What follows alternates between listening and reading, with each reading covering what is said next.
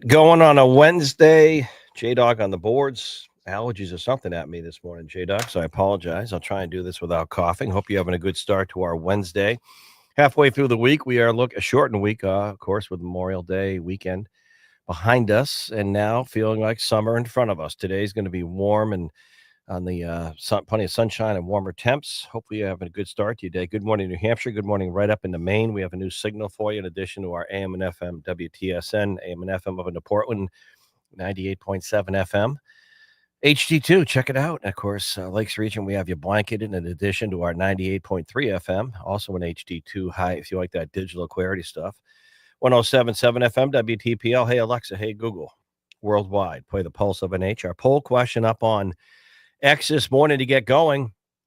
And I think it's a good local one. Take a break, all the national noise. Our poll question up on X at the Pulse of an H is, do you think the PUC, the Public Utilities Commission right here in New Hampshire, should approve the Eversource rate hike request of 17%? Yes or no? I think it's a big no, but what do you think? We'll gauge that question for you. J-Dog, yesterday, our poll question. Now, if you don't have it, we'll come back to it. How about that? Because I know we have a contributor out of the gate, Stephanie Shaheen, a Democrat running in the 1st Congressional District, now officially in. She'll be joining us in a bit, but in terms of the show, actually tomorrow, top of the 9. But right now, Paul Steinhauser, Fox News Digital as well. And Paul, looking at that race and beyond. Good morning, Paul.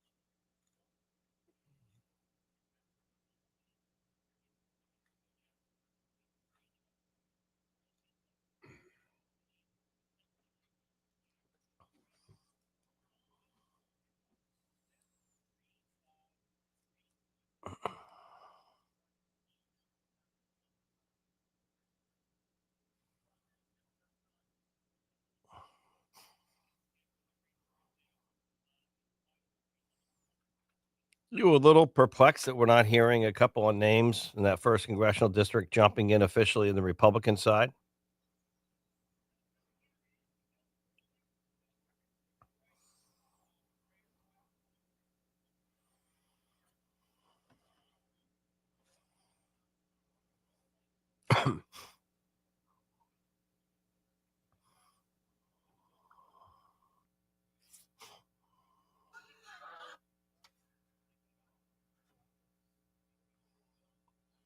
Mm. What are you hearing on the U.S. Senate side on the Republican? Chris Pappas, at this point, has frozen the field pretty much for the Democrat. What are you hearing on the Republican side? Yeah.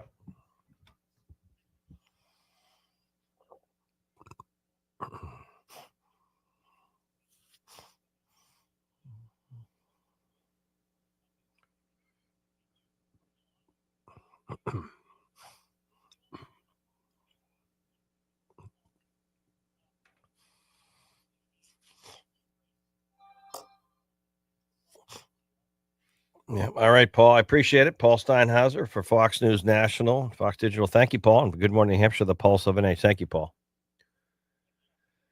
Yeah, we'll track more on this. As I said, Stephanie Sheen will join us tomorrow. WMUR first reported yesterday, actually. This morning. I'm sorry, yesterday. Jeez.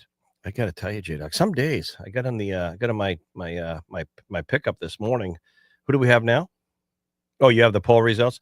And, some mornings you don't see it, and then other mornings because I parked outside, it's just covered with the pollen, but it is the season. WMUR reporting, I'm just laughing. Stephanie Shaheen this morning, early, and then, of course, the video went out, New Hampshire Journal, Michael Graham having it fairly quickly as well. We'll have her on tomorrow, but we'll see where the race ends up. J-Dog, our poll question results on X from yesterday morning.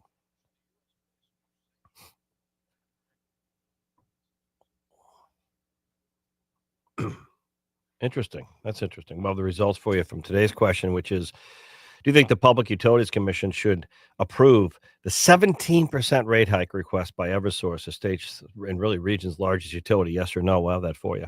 I'll come back to that in a moment. SpaceX. I don't know if you saw this, Elon Musk's company. It failed to deploy the satellites, and things didn't go real well.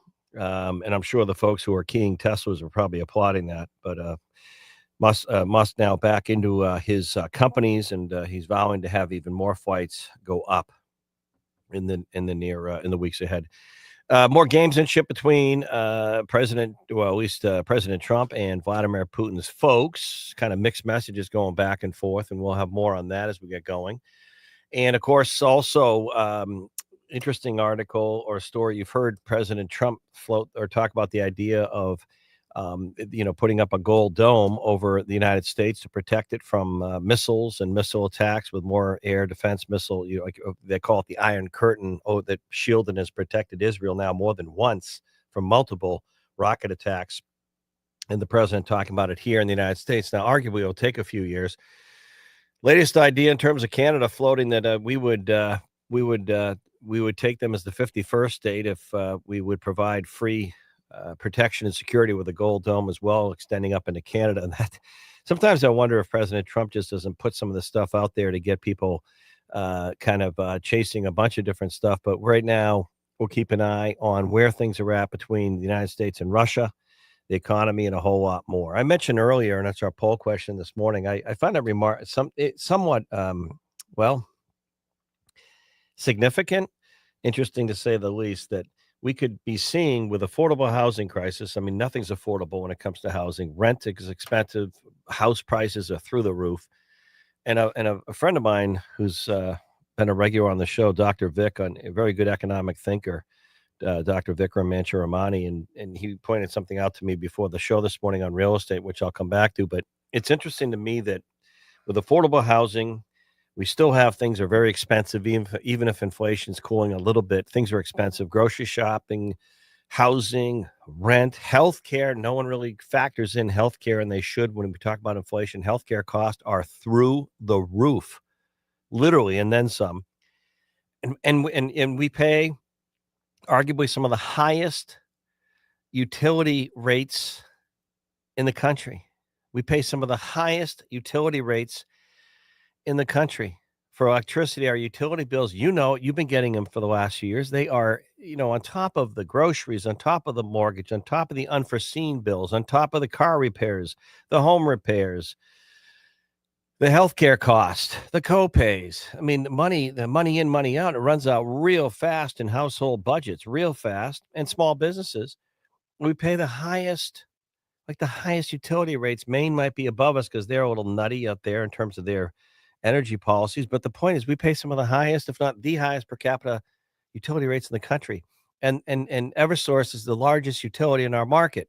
Sure, there's Unitil, New Hampshire Electric Co-op, Liberty, but Eversource is the dominant utility provider. The supplier, the distribution, the electricity, the juice, the biggest. And they're requesting, and no one's really talking about it from a state point of view. It baffles me.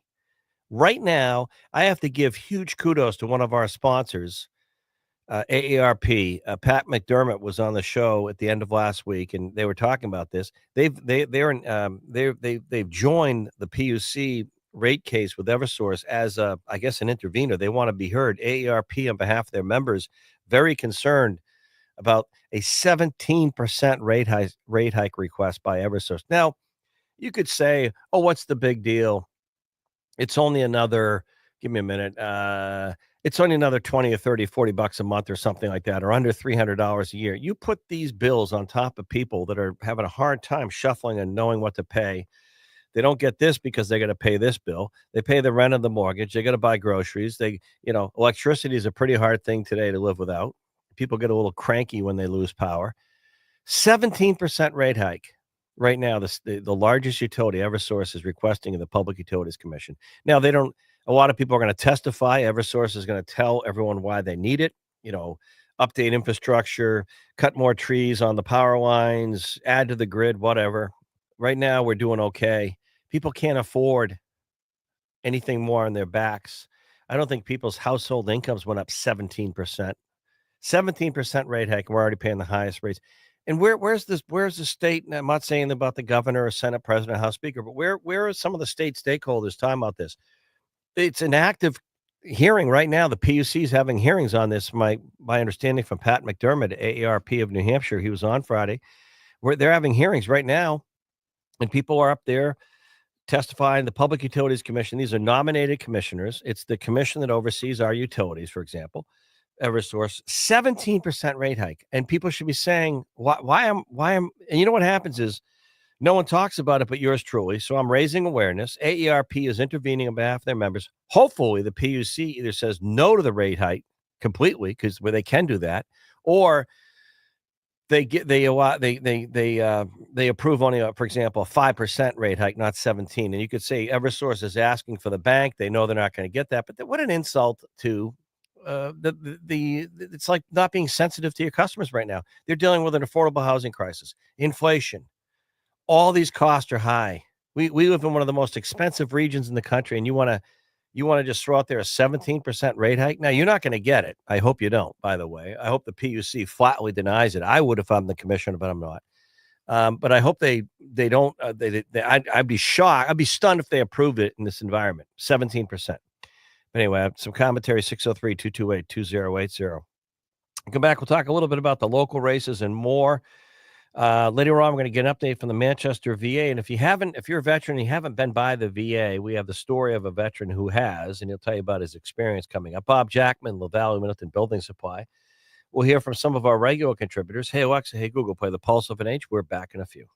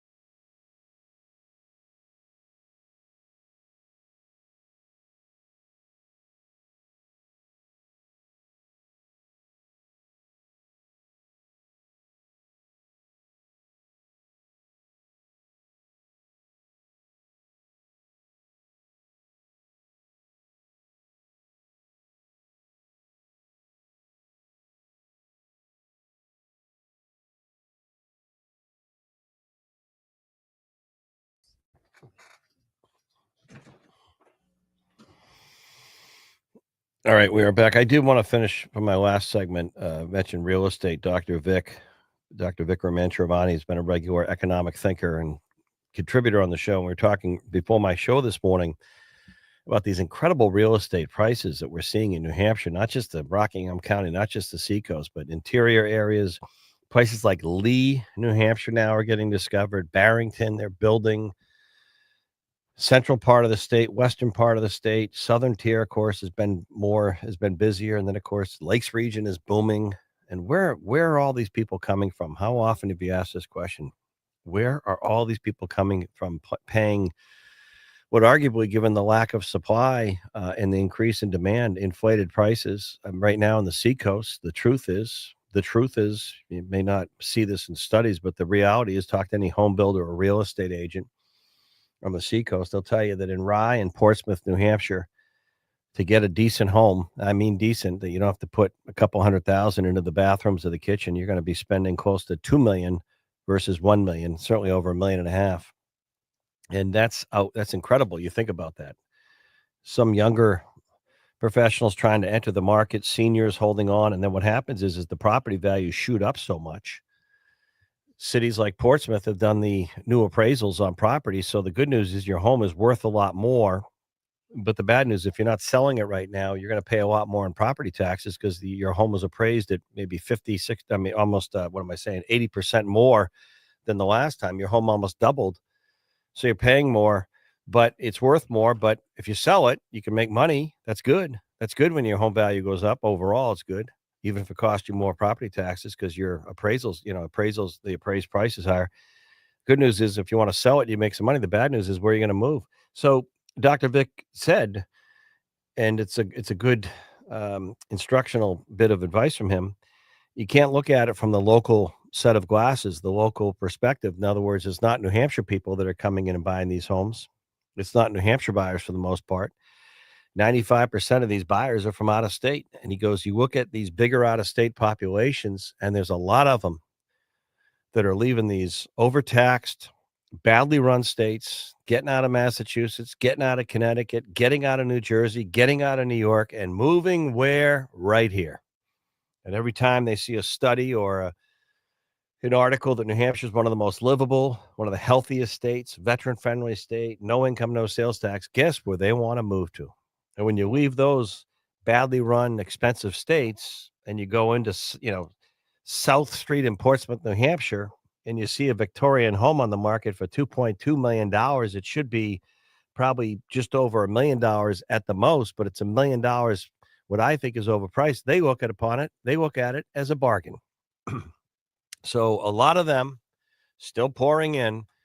And I really do hope, I've said this for years now on the show, they remember why they left those states. Please remember, if you left there to come here, if you left there to come here, I heard the story once of a woman who moved to Stratham, New Hampshire, from a resident there that went to one of their meetings for like zoning or planning board meetings, and she moved to Stratham, New Hampshire, from one of these very expensive, badly run states.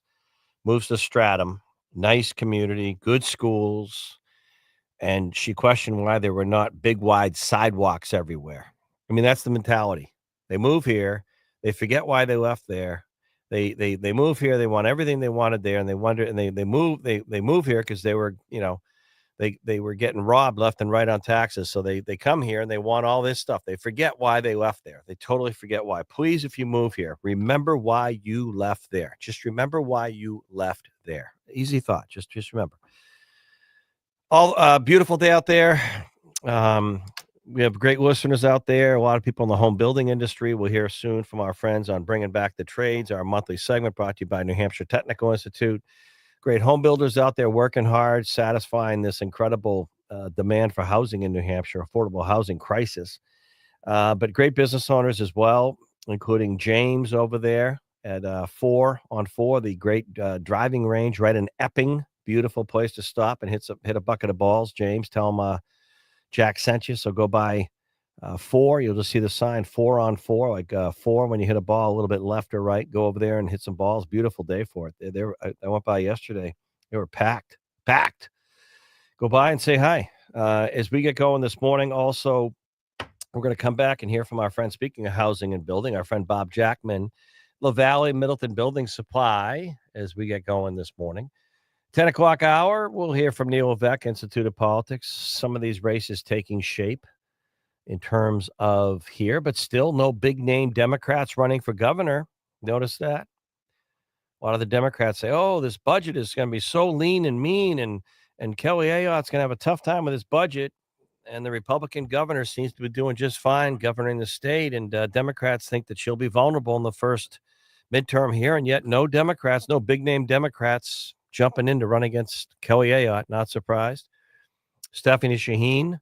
See, on this show, when she tells WMUR first this morning that she's running, and she'll be on tomorrow morning with me, Stephanie Shaheen, daughter of Jean Shaheen in the 1st Congressional District, lives in Portsmouth as a Democrat. We say WMUR had it first. When we have, like, for example, former Governor Chris Sununu making the big announcement coming in here, my interview, and then I asked him if he's running for the U.S. Senate because he'd opened that door again, and he answered in my interview for the first time, no, he's not, and then picked up everywhere. WMUR won't mention that Sununu said first here on Good Morning New Hampshire, the pulse of an age, because, they're not as magnanimous, I guess. But we'll have Stephanie Shaheen on tomorrow, and we'll talk a little bit about that race. And of course, on the Republican side in the U.S. Senate and the 1st Congressional District, really quiet. Not a lot of big name Republicans jumping in either one of those federal contests. Chris Pappas, the Democrat, 1st Congressional District, who's not running but running for the U.S. Senate, seems to have frozen that Democrat field. But Scott Brown has been on the show a lot, all but looking like he's getting like an inch or two closer to jumping in, but still not jumping in. So we'll have more on all the above. But when we come back, Bob Jackman, LaValle Middleton Building Supply, talking about the housing in your home in a moment.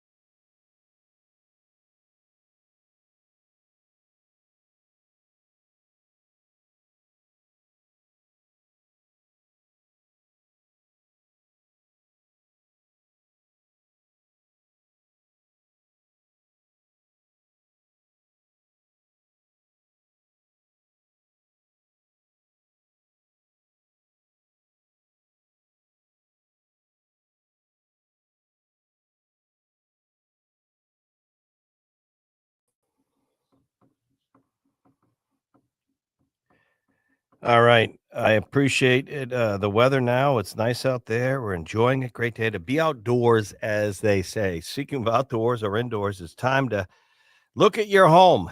Check it out. Everything from the roof, the windows, the doors. And we like to bring in our friend Bob Jackman, LaValle Middleton Building Supply. I went by one of their great locations just the other day when I was over in Hampton. You'll see their that drive-through hardware, they call it. You go out back in that yard, they get, but I always go in there and ask questions. I always go in there and ask questions because there's so much happening. All right, as we get going, Bob, good Wednesday morning. How are you?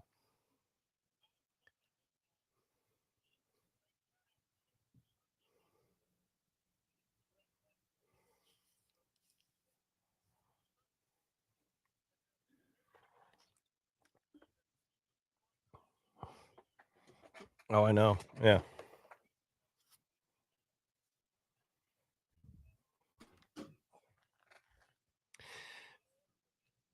I know. I know, because you know what happens is you can't be prepared enough, and we have these. Hopefully people know even in the summer, if you go hiking a couple 4,000 footers, you never know what the weather's going to be. You pack stuff you hopefully never need, but when you need it, you can't make it. You go out on the water, same thing. Know where the life jackets are, fire extinguisher in case, there's a fire on the boat. All this stuff can happen. And same with our homes, right, Bob? Or an automobile. You're on the road a lot. The state police will tell you. We'll hear from them tomorrow in our state police segment brought to you by Auto Fair. They'll tell you the number of times they'll stop and a vehicle is just not really prepared to be on the road. They either ran out of gas or the tires were terrible, and same with your house. You gotta just keep it up to speed, right, Bob?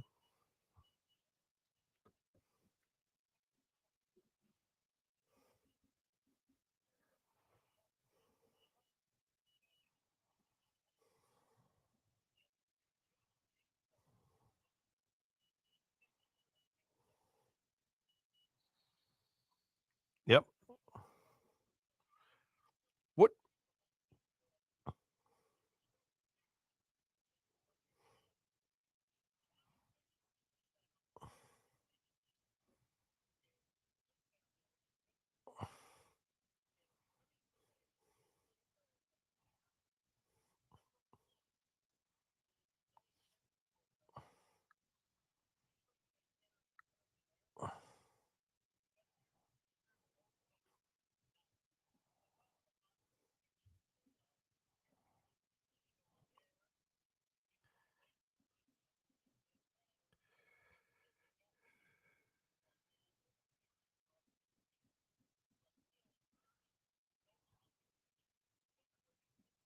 Yeah.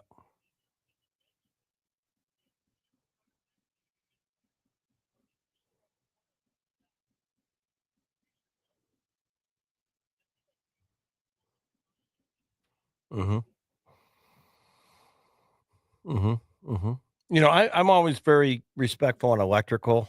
I'm not one of these people that, especially if you have something big in the basement and you wonder if you should have some power booster or strip or just plug it straight in. I always wanna, I don't like messing around with electrical, but the other stuff too, Bob, and J-Dog's a big reminder of this is your smoke, your carbon monoxide detectors, those batteries don't last forever. Check them, right?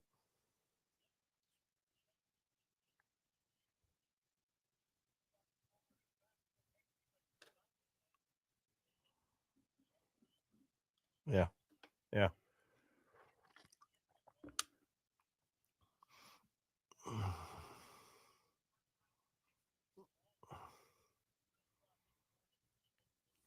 Yeah. And I don't know about you, Bob. I cook outdoors more than I do probably in year round. And I'm not I'm a I'm an old school. They used to always say, old school Yankee or New Englander frugal. I'll keep something and try and keep up with it and keep it clean as long as I can. But you just think of your grills outside on the patios, and sometimes people will keep that thing. They don't take care of it. They'll just keep using it.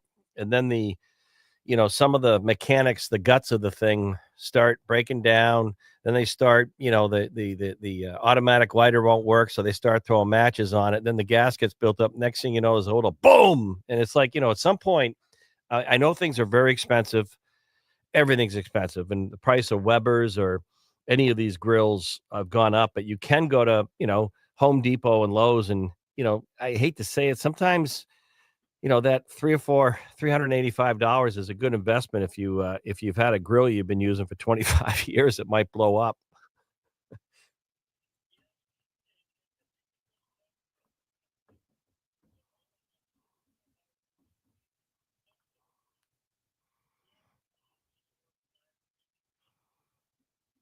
Yep, yep, yep.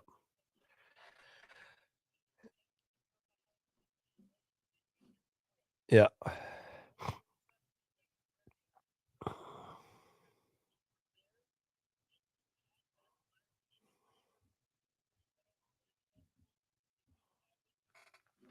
Right, right, right.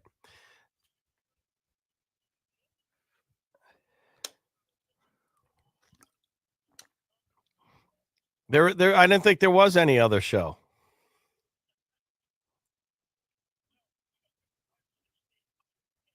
I don't know about that, but keep going. We go everywhere. They listen to us in Helsinki, Finland. I think that's pretty wide.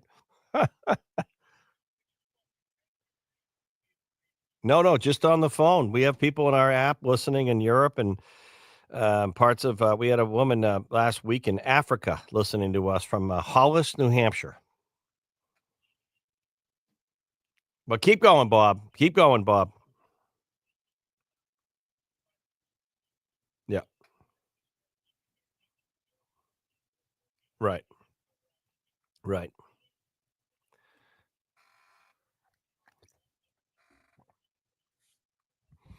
Yep,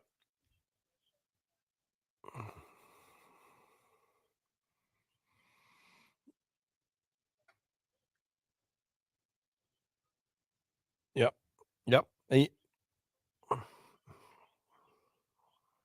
Well, I yeah,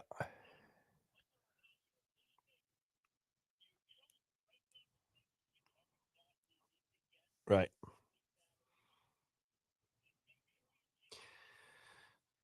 I had a go ahead. No, I had a buddy once who was such a security, really smart. It was in his kitchen once, and he had his cabinet. He was just cleaning up some dishes we had eaten, and he opened up, underneath the sink, and I saw this what I call a soft hose, not like the green rubber, but one of the soft ones. It coils up much tighter. And I go, "What's that hose for?" And he goes, "Oh, well, if you're gonna have a fire, chances are it's gonna be in the kitchen. So instead of fire extinguisher, this screws right onto the faucet here, and there's your water." Yep. I know, but he just was saying if he gets a fire in the house, the thing stretched, I think, 50 feet. So, candles. Well, listen, it's good stuff to be prepared. Stop by any Laval, Middleton building supply. I had a ski patrol instructor once when we were doing some medical, outdoor mountain stuff, and he said, yeah, put things on a table, safety things on a table, and you could only pick a couple that you needed the most, and a lot of people would always get it wrong, and it'd be rope, it would be, all these things you think about you might need hiking, and then the gloves, very few people would pick the gloves or the hat. And he said, when you're up there and it goes from 78 or 80 degrees to 40 in a sleet storm and you get freezing and you get hypothermic and your hands are wet, you can't start making stuff. So you need your hands. You're not going to be able to knit a hat. So, he'd go through the list of just smart safety stuff. So you can never be over prepared. That's the other thing. You can never be over prepared. The one thing we didn't talk about was your fire exits in a home. Go through with everyone in the house. This is what you do if you're on the second floor and you can't get down to the first floor because of heat and smoke. This is the window. This is what you want to do. And then sometimes just having some rope, a rope ladder, for example, that can hook onto a big bed if you have to get out and get your kids out. People, when you need that ladder, when you need the exit and there's an emergency, you don't have time to make it. You either got to have a plan or you don't, unfortunately.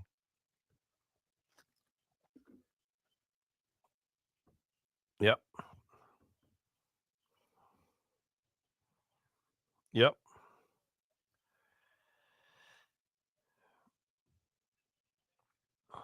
Yep.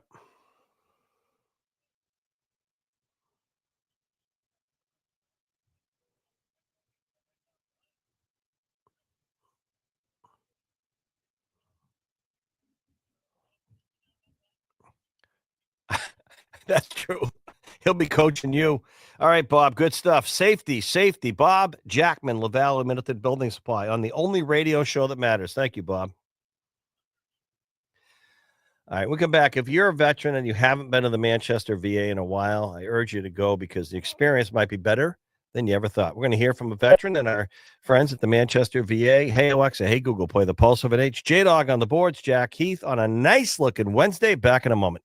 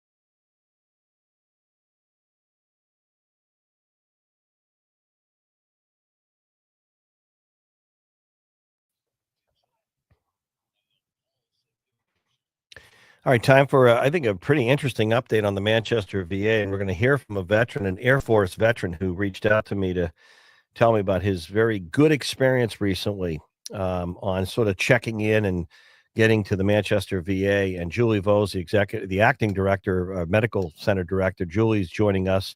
And I've said this quite a bit on my show recently is I just don't think veterans and their families, sometimes the people around them, their spouses, their families, their kids, their brothers or sisters are aware of a lot of the new stuff that's being offered through the VA here. And I wanted to bring on Julie first of all, and I think we have our veteran who wants to check in and share with you a customer veteran experience. Julie, good morning. How are you? All right, and I think we have Aaron, who's an Air Force veteran, to share your VA experience. Good morning, sir. Thank you for your service. Good. And how many years in the Air Force? Wow. Wow. That's a career. Thank you for that. 26 years in the Air Force. Wow. Uh,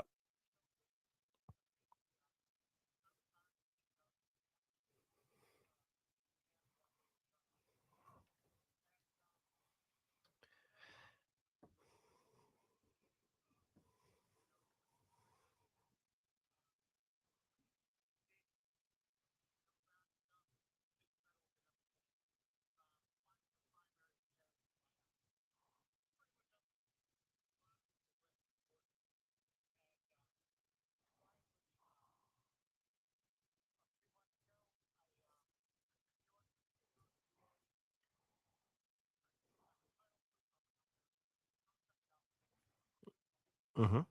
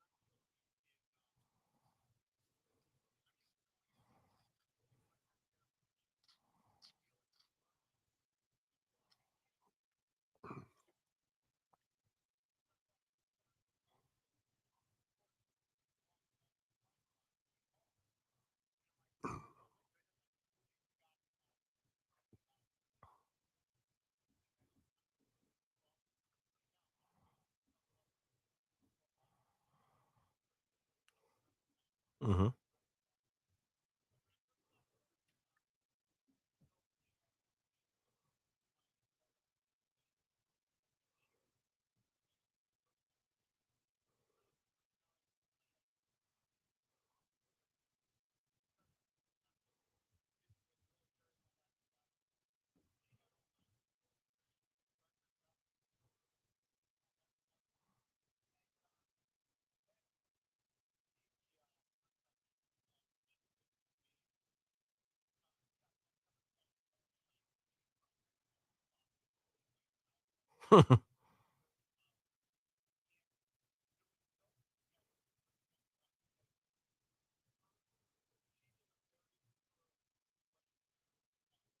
mhm,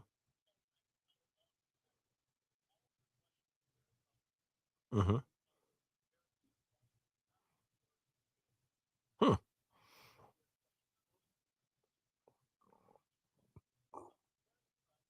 Well, that's good to hear.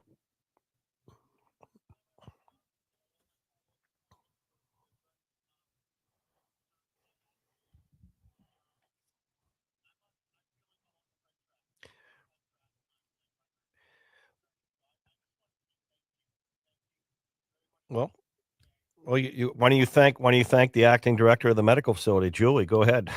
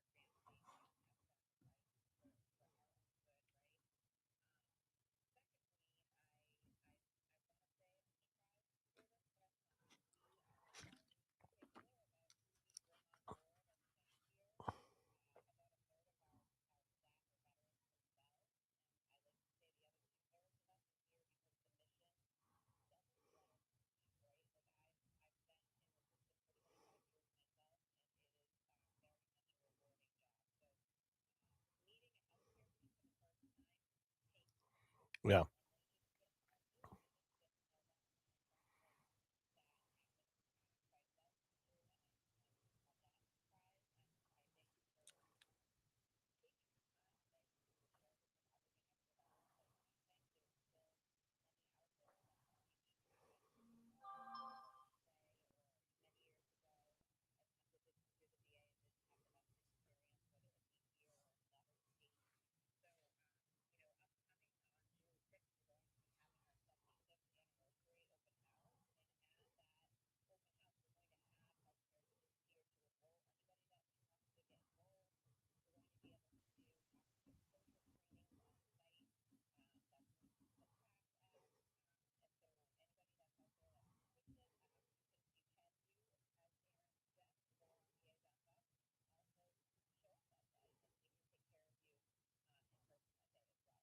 Awesome stuff.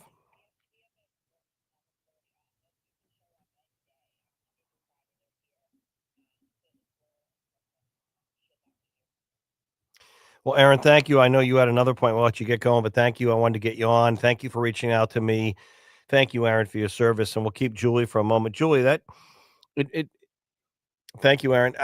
I like hearing that because I got to tell you, in the civilian population, good luck trying to find a primary care physician right now. That's why our friends at Delphi Healthcare and in Bedford are doing such a great job signing up people for limited primary care physician practices because people don't have a primary care doctor. And when you go each time, you feel rushed, like Aaron said, in the civilian side, you feel rushed.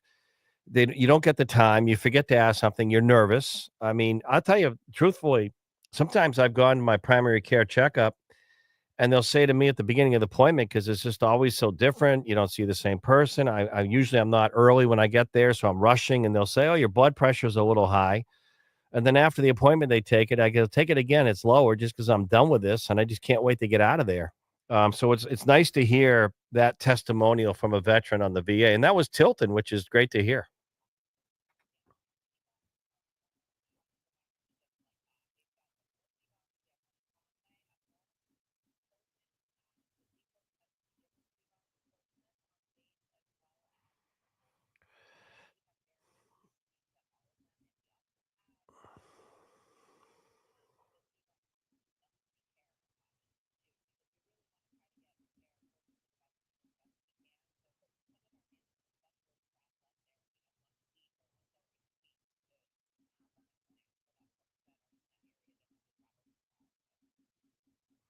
I appreciate it. Well, Julie, good stuff. Thank you very much. That's good to hear. That's really good. And again, thank you, Julie. Um, Veterans, they're doing much more. They're doing new surgeries now. They've expanded some services. It's still, you're going to get some degree, I imagine, of bureaucracy. It's a federal reality, but I think that's a great story to hear from that veteran that he didn't find that at all. He found the in time, not rushed, good experience. And I love what he said about the PA or the nurse ahead of time before you saw the doctor. So that's great. Thank you, Aaron, for your service. 28 years in the Air Force. Wow. Thank you, Aaron. All right. We have a lot coming up. We're going to hear from Neil Vec, Institute of Politics, more names jumping into some of the big political races right here at home. Hey, Alexa. Hey, Google, play the Pulse of an H. Our poll question up on X this morning at the Pulse of an H. The Public Utilities Commission, known as the PUC, is right now hearing, I guess, testimony or arguments. The region's largest utility, Eversource, is requesting of New Hampshire, the Public Utility Commission, a 17% rate hike. You may not even be aware of that. We're paying some of the highest electricity rates, utility rates in the country. 17% rate hike right now being actively heard by the PUC. Our poll question up on X, do you think the PUC should approve that? I say a flat no, N-O. Our friends at AARP in New Hampshire are intervening. They agree. They want that to be nowhere near the 17% on behalf of their members. So that's coming up. All right, a little bit later on, we'll have some of our other regular contributors. Plus, Rory O'Neill, NBC News on the yo-yo up and down economy, what all that means. Enjoy warmer temps and some sunshine out there on this Wednesday. Jack Heath, back in a few.